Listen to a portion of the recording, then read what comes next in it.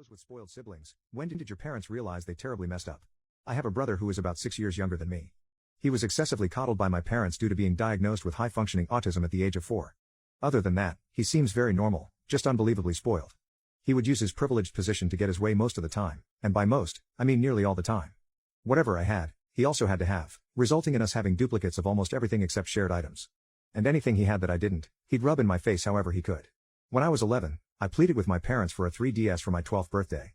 I got one, but then I was told to lend it to my brother whenever he wanted it, or else they would take it away from me. Which it was, a lot. When my aunt witnessed my parents forcibly taking my 3DS out of my hands to give it to my brother during one of her visits, she let loose on them for such blatant favoritism. They returned my 3DS immediately, then blamed me for the situation after my aunt left. They didn't make me give it to my brother again. Instead, a few days later, my parents went out and bought another 3DS as a surprise gift for my brother. On several occasions, including mine and other people's birthdays, my brother would throw a tantrum because the party wasn't entirely about him. He would go as far as outright stating that he was upset because he wasn't receiving any gifts or getting to blow out the candles on the cake. My parents learned the hard way that they couldn't enable my brother's behavior at those parties and were actually kicked out of a few for attempting to do so. As a result, other kids at his school stopped inviting him to their birthday parties altogether. For me, my birthdays were some of the only days where I could have the focus on myself. Otherwise, my parents forced my life to revolve around my little brother.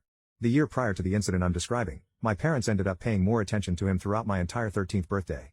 They even asked me if I would let my brother blow out my candles for me because he was upset and pouting. I refused because I wanted to blow out my own candles. At first, they called me a spoiled brat until my aunt intervened and chastised them for their favoritism once again.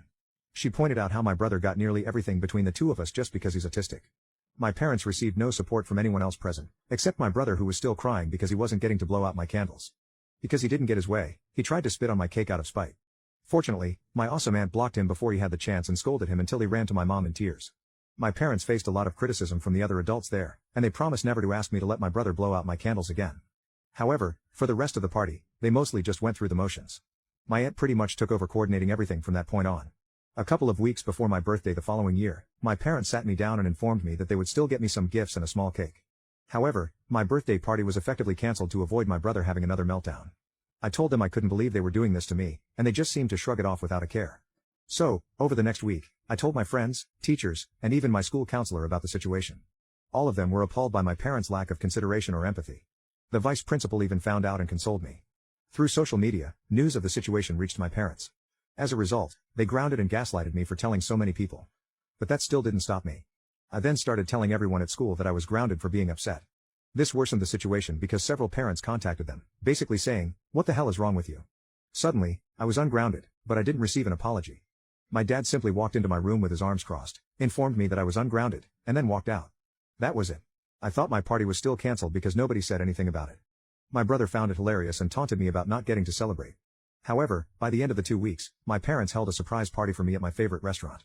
They started claiming that was their intention all along, but I knew it wasn't true.